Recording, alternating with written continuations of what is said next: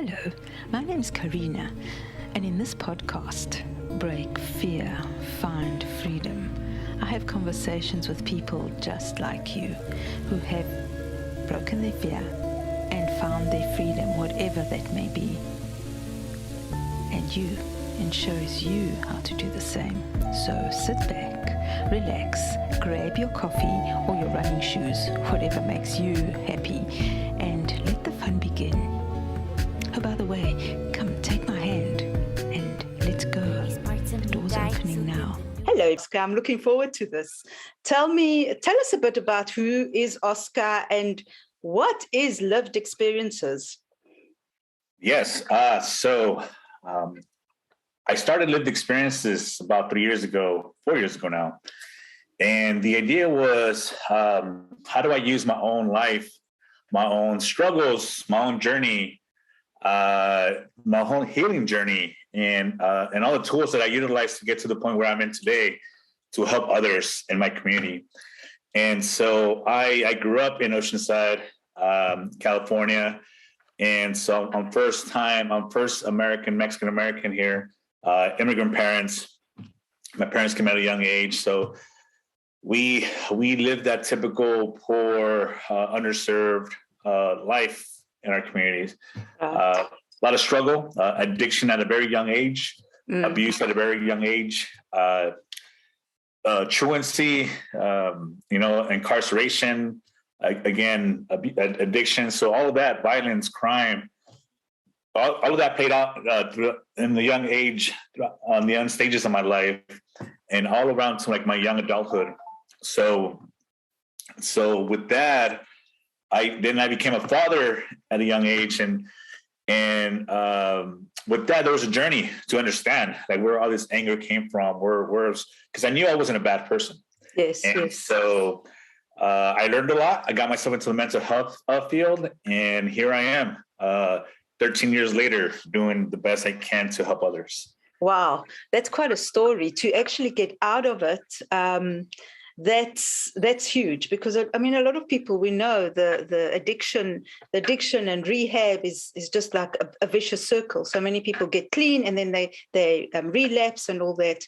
So how did you do it?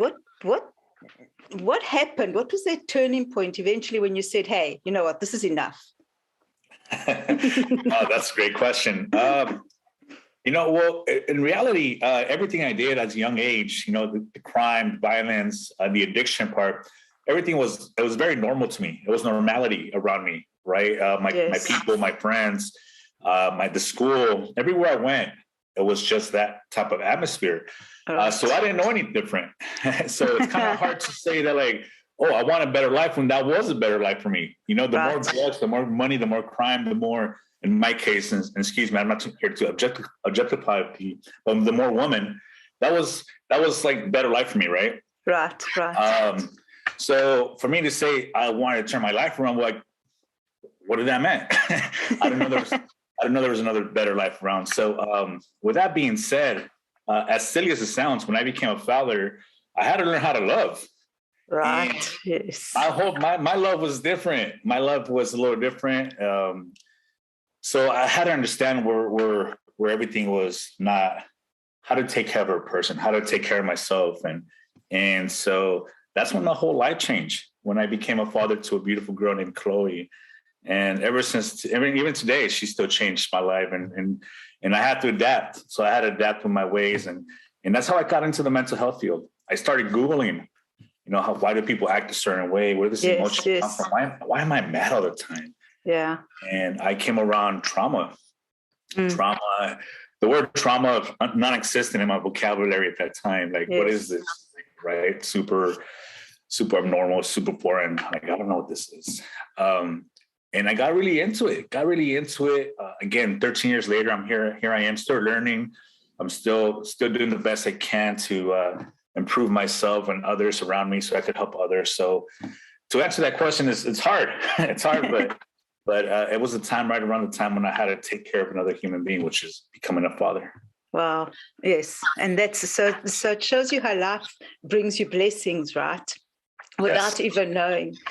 Yes. So there must have been a time where you were really afraid. Or maybe not, I don't know. There must have been a time when you were really afraid to keep getting caught up in all this life. Yeah. Well, if you put my life in perspective at a young age, if you put that in perspective, being afraid was me being beat up by my homies. Right. He's too good now, right? He knows a lot.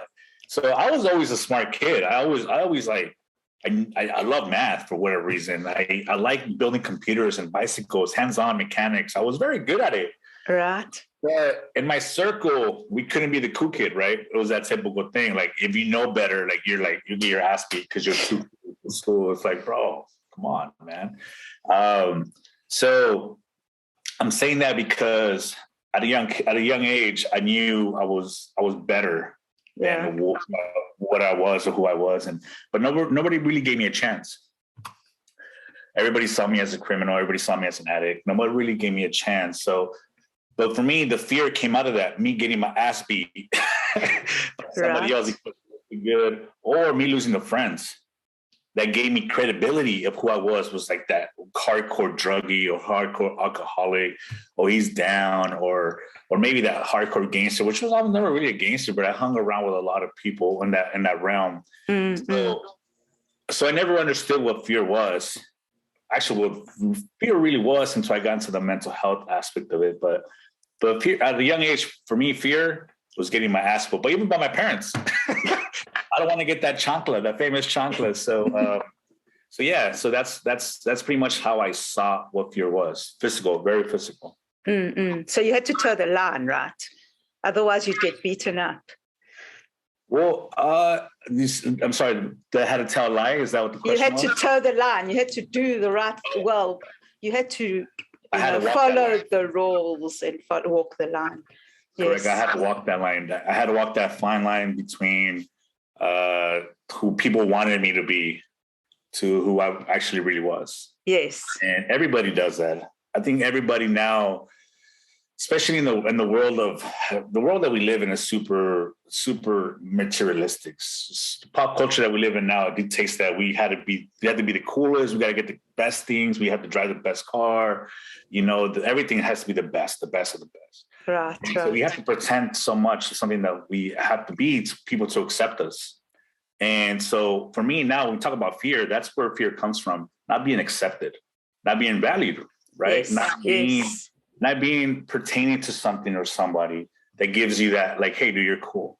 Yes. The acknowledgement. So at a young age, I didn't know that, right? Again, I didn't know any better. My brain was like so focused on being this person that me walking the line was me continuing to be that addict, that violent person. So my way of understanding things now, back then, was non-existent. Yes. It was just like, what am I supposed to do with what I know when like nothing, everybody taught me something different per se. So it's tough. It's tough when you're young. That's why I always tell everybody, it's not your fault, bro. Like, It's not your fault. Yes. It's your fault after the fact. So if you know that's not the way you should be, you do it again, then okay, now that's your fault. Right. But at the beginning stages, bro, it's just you can't help yourself besides being somebody else's, walking that line with somebody else. So. Right. So then how did you, because once you started, you said your daughter was born and whatever, and then you started learning and Googling about trauma, but how did you get out of that controlled environment, the gangs, the alcohol, the addiction? I mean, how did you get out of that? Because that is like super, I don't know what to say. It's like sticky glue, right? It's hard. It's hard, and it takes time. Like anything else in life, it takes time. You gotta. It's practice. You gotta practice something. If you really want something, you gotta practice at it. So I don't know. There's no like playbook. No, there's detox. There's rehabs. There's school. There's counseling, but none of it helps you like really through the process. Everybody tells you, everybody gives you good advice. Oh man, don't give up. You should do it. Like, but no one actually walks with you. Yes. Right? Yes. So I got out of jail, and I was still an addict, And I remember I was trying to stop for whatever reason. I forgot which one it was, but I was trying to stop. But then I just lost contact with all my friends, and I went back, and it was the same atmosphere, right? And then I became a father.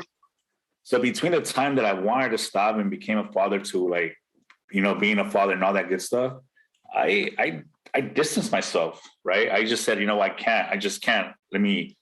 For whatever reason, it was so long ago, I can't remember, but like I distanced myself. But what I did do is I went back to what I used to be good at.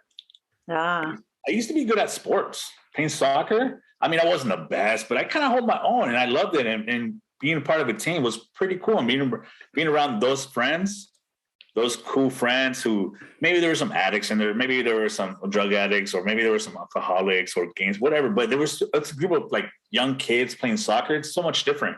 Yes. I was also good at music. I never know how to play music, but like being in the studio and just kind of being Bible music and doing some whatever. Nice. I went back to that. And also went back to the people that like just grew up with, people that I'd known since like young age before anything happened, that knew my deepest secrets. And I practiced on that. And I practiced and I built on it. And I went more and more. And that's where I kind of started seeing my transition from like who I used to be to snap me out to like who I want to be, which is I want to be that cool, fun dad that I don't care if I'm like not good at something, but I just want to be part of something. And it worked. And the more you do it, the more you start getting used to it, and it just becomes a lifestyle. So one thing and in the world of trauma, when you start understanding how the brain works, and this is based on science, and it's habitual behavior, habitual trauma becomes, first becomes a characteristic, like if you're about to hit a car, but you didn't, or you got in a car crash. Now every time you see a car, it's like, oh, you're panic mode, you're freaked out all the time, right? The fear in it. Yeah. And that's how you become now. So every time you see a car, it's like, oh, and that becomes your lifestyle. And it's a very negative effect, right? It's super negative. Right. But if you utilize that same method for a positive effect of like, oh, I talked to Carina today and she was lovely. Let me call her back the next week. And I get so much positive feedback. Well, that becomes my lifestyle. And so I did that with my friends. I did that with soccer. I did that with music. And I did that with my daughter. I practiced on being a good parent. And again, here I am 13 years later. I love it. I love it. So tell me a bit about lived experiences. What is lived experiences? Well, we know what lived experience is, but why did you start it? Yeah.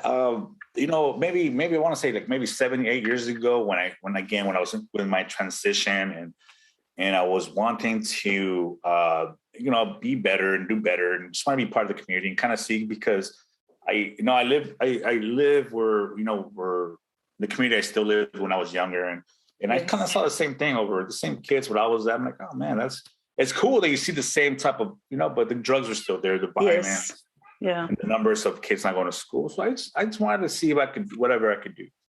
Understanding what I know now, understanding the trauma, understanding that there is hope, that there is ways that we could, I don't want to say manipulate, but help educate the brain to a better life. See that light in the tunnel. So I started doing some good stuff in the community, and I came about, I didn't know anything about nonprofits. So I came about some nonprofits and I thought I could do it, take it more serious. And so that's what I did. I did that because the need is still there. The need of mental health education is still there. So if I could be some type of avenue, some type of tool for others to just get some information out of me, that not only has helped me, but has helped others understand where that anger, that pain comes from, then please, I will do my best to help be that person to help others. That's very cool. So what exactly do you do in the community? Yeah. So right now, because of COVID, we pivoted to being something else. So when I say that, because at the beginning of lived experiences, it was youth education. So what we did was we met once a week, twice a week, sometimes 3 times a week. And we did everything from restorative circles to to hands-on workshop emotional literacy. And what that looks like is we do check-ins. Like we go around the circle, we do check-ins and make sure that everybody's okay, kind of just see where their emotional standpoint is at that moment. Yes. But we don't, the cool thing about it is that we don't judge upon it or we don't respond back. We don't give feedback because then we feel like we know more than that person. But yes, in the restorative circle practice, we just want to make sure that people have the ability to share and be vulnerable without being judged and criticized and just be accepted as one. Yes. And it worked. So we did that. We always ate together. And when we did the emotional workshops, this was the cool part. This is what I really love. When kids or youth or even adults, they do projects and paintings or hands-on work and they show their emotion expressed through it. Yes. Some type of life, some type of story. It's just wonders comes out. Mm-hmm. Education comes out because you're teaching not only yourself of what you know that you haven't heard or reflection, but you're teaching others that like, oh my God, that happened to me too. Right? Yes. And together we could fight this together stronger emotionally wise. Yes. And we did that in the work. It worked so beautifully. And COVID hit. And then so we understanding where the situation was at that moment, back in 2020, March of 2020, we pivoted and we opened up a food distribution. So ever since, we've been doing food distributions at multiple locations. Right now we're close to 1 million pounds. So we're going there. And wow, it's important because we don't do canned food as much. We do culturally sensitive food. Mm-hmm. We do as much rice, as much beans, as much fruits that we can, that we would eat. Not only are we helping not throw food in the trash, but we're also trying to help bring that positive trauma or positive events in people's lives. When you were younger, your mom cooked you some rice and beans and cheese, tacos. Right. That brings happy memories. Yes. That brings like, oh man, I'm good. I'm fulfilled. My soul, my spirit is fulfilled. So we try to educate on that, and we try to provide food that's culturally sensitive. So that's where we're at right now, being a service to the community. We also build a mobile laundromat, and we're trying to bring some dignity to people by just having clean clothes, and so we have big plans. But right now, lived experiences is just that for right now, and hoping that the pandemic lets us work again with youth and parents.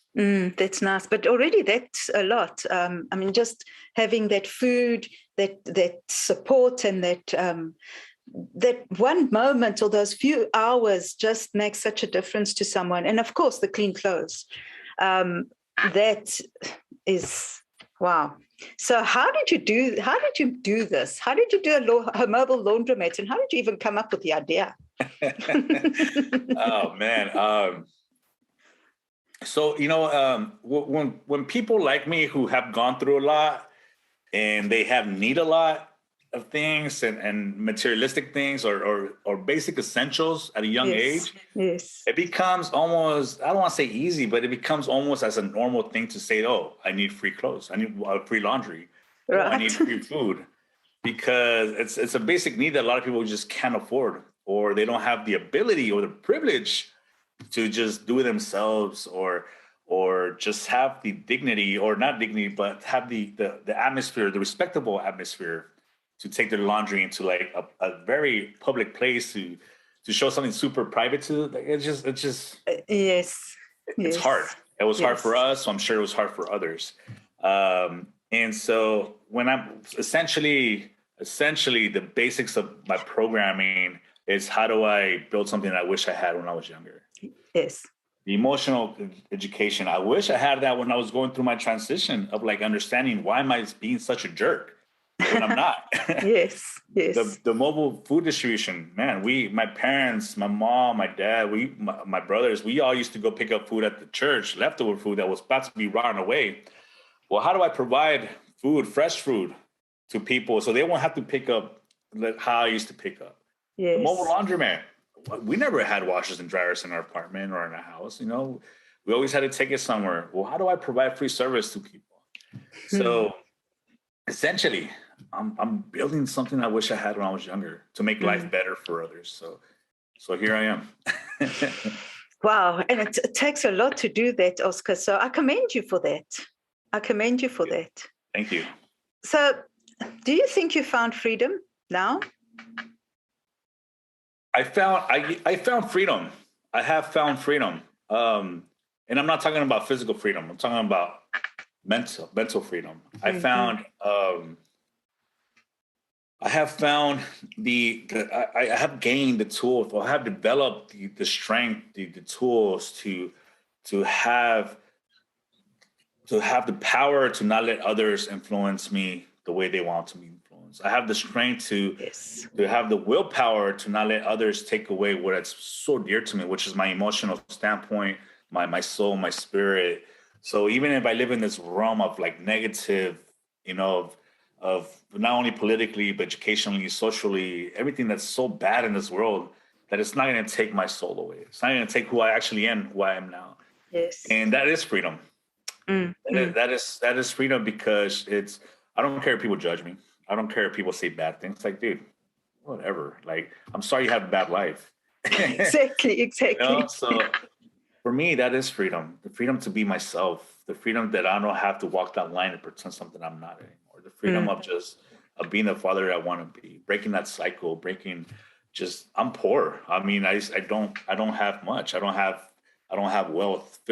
Monetary wealth, but I have strength. I have power. I'm a great father. I'm a great educator. I'm a great provider. I'm dependable. I'm resourceful. And so for me, if anything, I would die knowing that I have my freedom, that I escape from that, that negative realm of being captured in this political system, society that just wants you down all the time so others could feel better. Yes. So I know today we're going to talk about fear, and that's one of the things that I'm hoping that people understand, that it's everything's achievable, that we shouldn't live in fear anymore.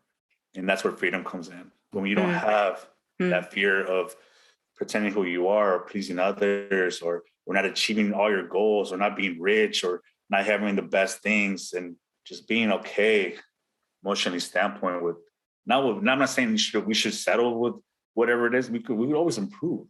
Yes. Not to kill each other over it, and not to live a stressful life. So it's a beautiful life. It is, right? And it takes a lot to get to that point. And again, I can commend you for that, because a lot of people would have would have been stuck in that cycle. And a lot of people do get stuck in that cycle, which is, so where are you going from here? I mean, obviously it's like just the world is your oyster, right? You can be and do anything you want. Great question. You know what? I don't think anybody's asked me that question. Where am I going to go from here? What's next? Being at service for people is very self-interested feeling, where I help you and it makes me feel good about myself. Yes. But I don't give advice, but I'm a very hands-on physical person. Like, hey, dude, I'll help you out, And so that, me being that person, me knowing that I'm a good person now, me knowing that I have so much love to give, and I am that lovable teddy bear, you'll say. Right. I think I'm okay with that person, and I think that is my happiness. That peace, that peace. I'm happy, but you know what? There's a lot of things that I still want, and that's going to continue to enrich my life. But if I will put everything in perspective right now, I'm good. Personally, that's where I'm where I want to be personally, emotionally, physically. But if we're talking about business, there is so many things I want to do. And it's because it's doable. Yes. 2 is because it's what it's needed, and it's what creates social change. It's how we create this how do we break the cycle, the systematic cycle that suppresses us and enriches our life to be free, to have no fear of who we are. So yes. We're almost there, and we're working hard to do so. I have a great team, and slowly we'll get there. Yes, and I love that because a lot of, especially here with the politics, everyone says this one and that one, and there's friction, but nobody's actually saying, you know what, I'm tired of all this nonsense and getting caught up in all this drama of COVID and vaccinations and politics. Let me do something about it. So that takes a lot of courage as well to say it's enough. Let me stand up and walk my talk. Yeah. Yeah. You know what? When we talk about fear, that's like the one thing that just limits us to becoming the best of us, to becoming who we want to be in any aspect. Yes. It's so scary to do something that you've never done, but it's only because your brain doesn't understand it, Mm-hmm. And so everything new, language, a new place to eat, a new street that you're going to drive through, anything, Right. anything that your Yes, brain yes. has never seen before, it becomes scary because you don't understand it, right? And so a big part of the mental health education that I like to explore with others is the time between your brain panics, it freaks out, to the time it comes back to normal. There's a little gap in there that it's panic mode. It's like, oh my God, what am I going to do? Right. That's the Yes. most important part of it, because the lesser you panic, the faster you heal. And so fear comes and goes, man. Fear of a lot of things. A lot of people have fears of spiders, but not until you touch one, right? Not until you Yes. hold one in your hand. It's like, oh, it's not so bad. I mean, Yes, yeah, I'm not saying you exactly. should. I'm not saying go put your hand in a box of spiders, but the idea is there. The idea is there. It's once you jump off that cliff, knowing that there's a safe zone to land, dude. I mean, life could be so much better for people. Yes. And it's more fun to take those risks, right? Oh my I mean, God. I'm not saying jump off a cliff, right? No, I'm not saying that. But I'm saying just go out a little bit and do something different every day and see what happens. Yeah. It just makes life so more exciting, because I think with COVID and everything that's going on, we've become very isolated, and everyone's so afraid again to go out, and it's like, oh, stay six feet away from me, and oh, no, that's not the way it's supposed to be. Come on, let's have a hug. It's like, no, we can't do that. So it's a very strange society we're living in. It's And super strange. right. And another thing's very interesting for you or for anybody, to start to actually have the courage, like you did, to start lived experiences, because of the judgment as well. Like, how many people are judging you and saying, "Hey, Oscar, who do you think you are doing this? Like, who are you?" Right? Oh yeah, dude. Oh my goodness. Oh my goodness. There is people that don't even say hi to you. There's people that don't even pay attention, who don't acknowledge you. And that was the first year of my existence. That was it. I was going to all these meetings, meeting great people, and who are you? What are you doing here? Who invited you? That was like the one question people asked me, like, yeah, do you know somebody here? Like, who invited you? But as soon as I spoke, as soon as all this information came out of my mouth, I'd be like, oh, wow, who's that guy? Like, yeah, let me talk to that guy, but it was a struggle. It's a big struggle because nonprofits they're businesses. It's a business. Yes. And the business world is so cruel for so many reasons. And for someone to give you an opportunity, to somebody just give you the time of day to invite you to something, it's very important. And it's it takes a lot of effort to get to that point of trust. And for me to get to that point, there's a lot of no's. Yes. No, Yes. no. And it wasn't because I wasn't good enough. And it wasn't because I didn't have the strength or I was fearful of myself for failing.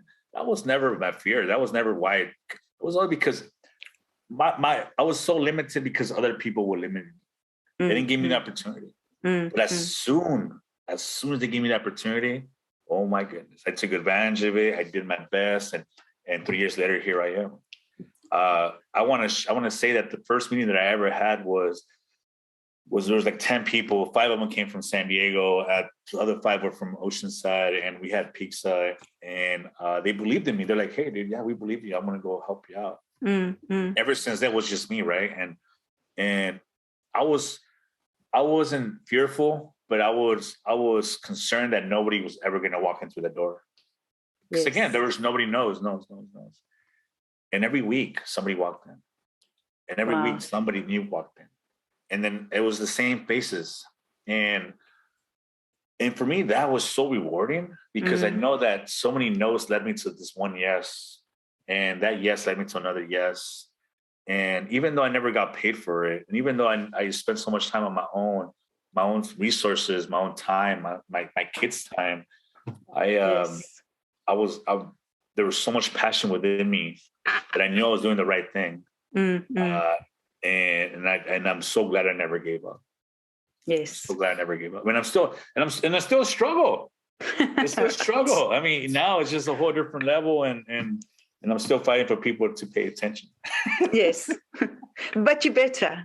I'm sure you're better at it. And you know what? You push through it, and that takes a lot, because a lot of people, it's not nice to be rejected. And rejected. A lot of people go like, "Oh, I'm not doing this anymore. I can't do this."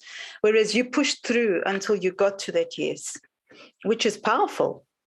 Super powerful. Super powerful. I mean, imagine you having a boyfriend, girlfriend, or you lost that person. You're trying to ask something that you have a big crush on, and they say no. It's like, oh no. No. It's like, oh no, it's the end of the world.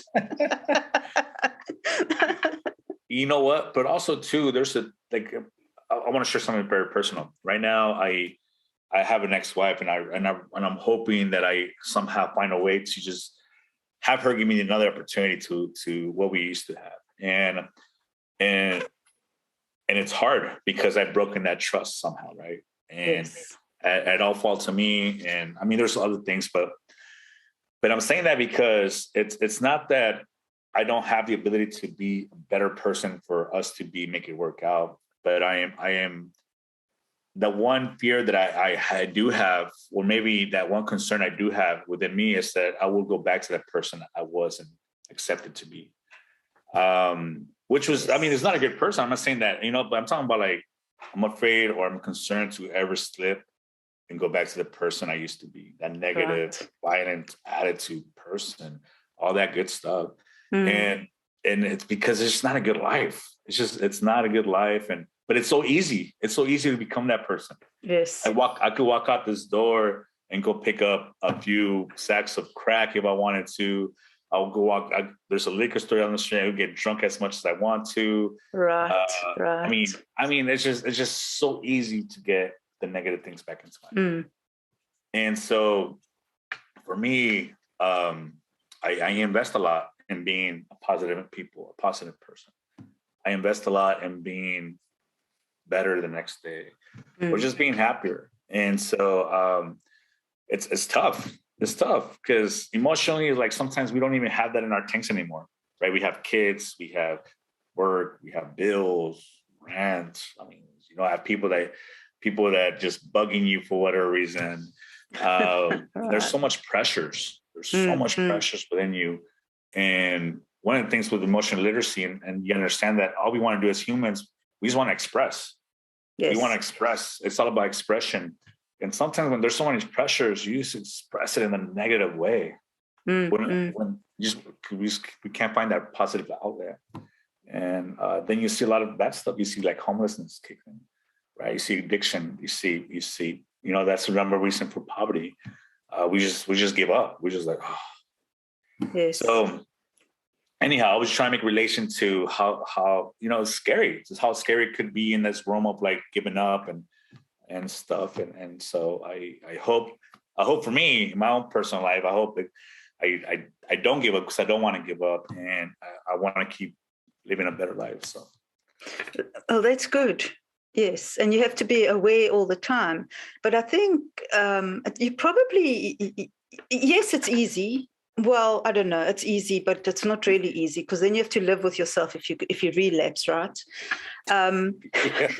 Right? And everybody else going, oh, yeah, I knew you wouldn't do it. I just told you so. but you're also a different person. You're a different person to that person over there, wherever. And how can this person get back into a relationship with your wife who knew you as a different person? That's a great question, because that's a struggle that I think anybody has in relation to life. Even though you change as an individual, the other person, maybe a friend, a spouse, an employer, they're not going to change the ways for you. Even if you become a better person, it doesn't mean they're going to be a better individual. Because one of the things that we have in life, we grow up as, if we respect somebody or we treat someone a certain way, I'm expecting them to like treat me the same way back. And if we don't get that back, we're like, oh, what the hell? Mm-hmm. And sometimes it matters, because it's talking about respect, self-dignity, right? Self-respect. How far can we go to accept the other person's, I don't want to say negatives, but there's got to be some line where we we draw and be like, hey man, I cannot live like this anymore. Yes. So when you ask that question, for me, there was things I didn't like about in this case, and I'm sorry, I hope she doesn't see this. In the case of my past relationship, there was some stuff I was like, I can't accept that. I cannot accept that, and I have to move on. I have to move away from it. And even though I myself acted not appropriately in that manner and in that situation, even now today, if I accept it, then I can't complain about it. Yes. If I accept it now, I have to live with it. I can't be like, hey, dude, no, I stop being that, stop doing that. Because I have accepted it. If I go to work and I hate my job, but I accepted it, I can't be like, hey, dude, I want a better job. I want a better percent. Because we accepted things. Yes. So you're right. I mean, at some point we have to live with it. But for me, I don't want to compromise anything. I don't want to compromise myself, and I don't want the other person to compromise themselves.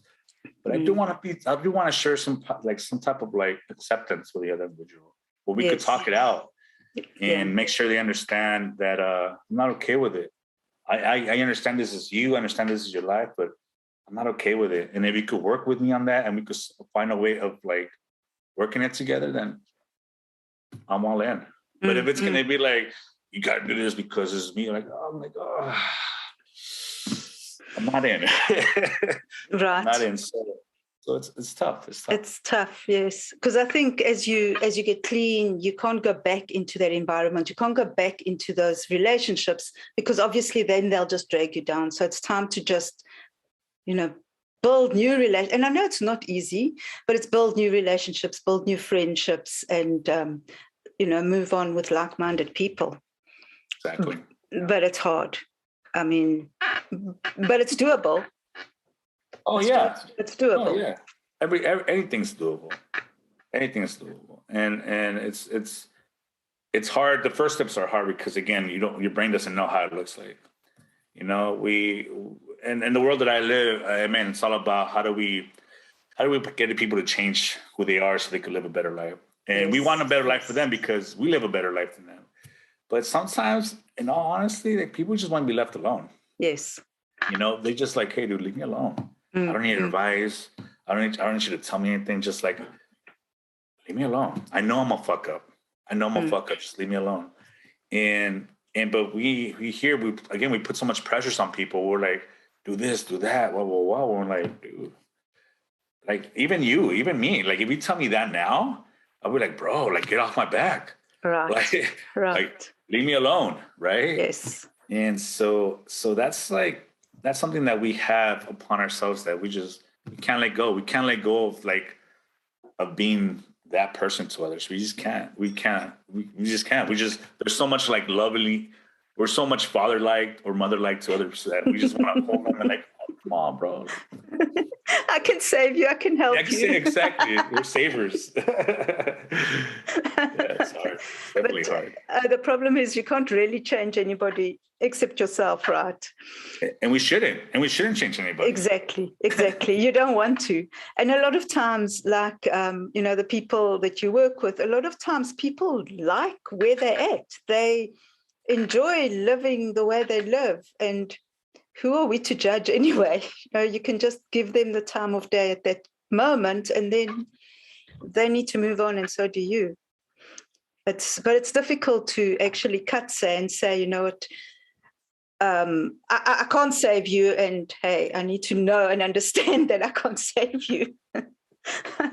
It's definitely tough. We have, when you and I'm not trying to fight you in your words or anything, but when we say move on, I think I understand what you're saying. But I think for me, I can't move on. I cannot just give up. It's like I can't help you. But it's more like, hey, dude, whenever you're ready, come back.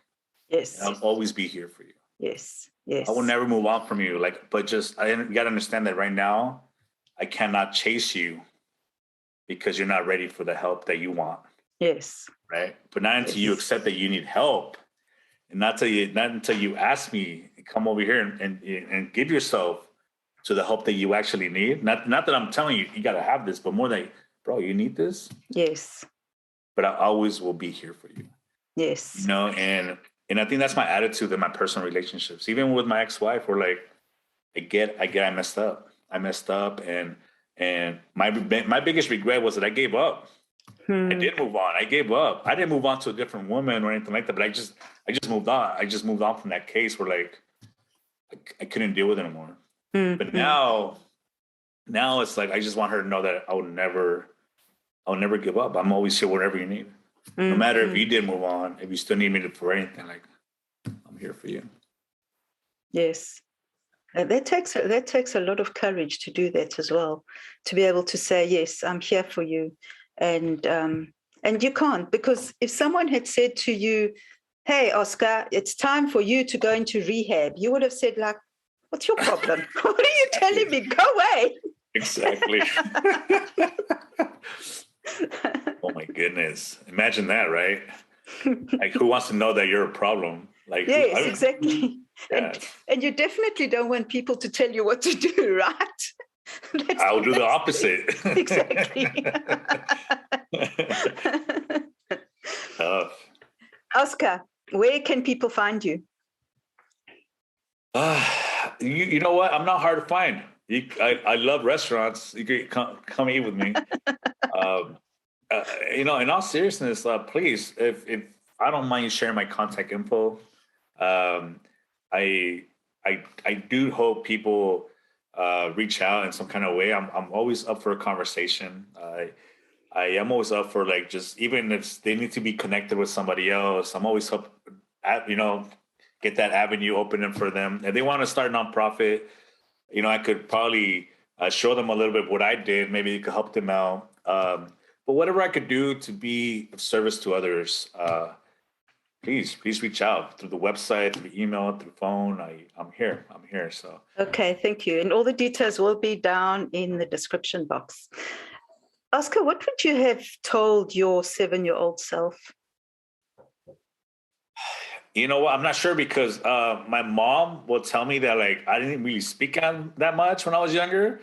They would send me to a speech therapist because they thought I couldn't speak. So I don't know if I said it much when I was 7.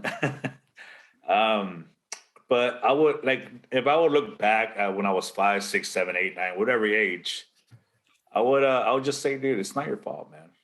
And I would say that to anybody.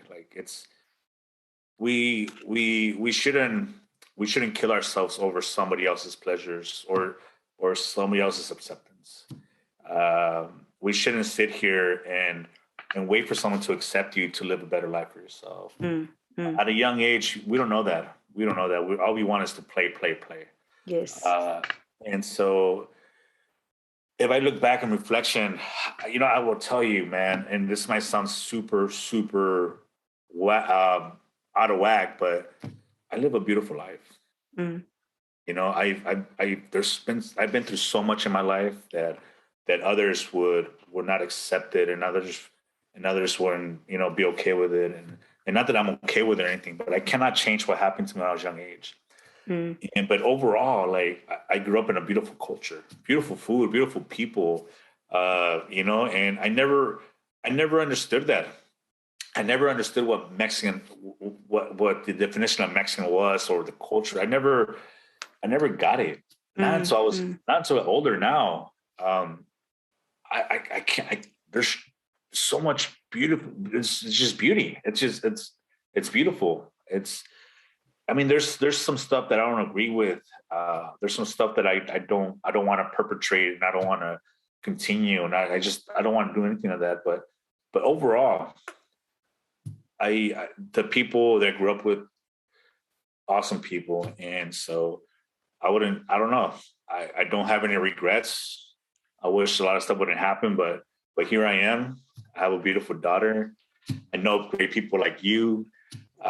So somehow in the divine intervention in the world, like I'm where I'm supposed to be. Yes.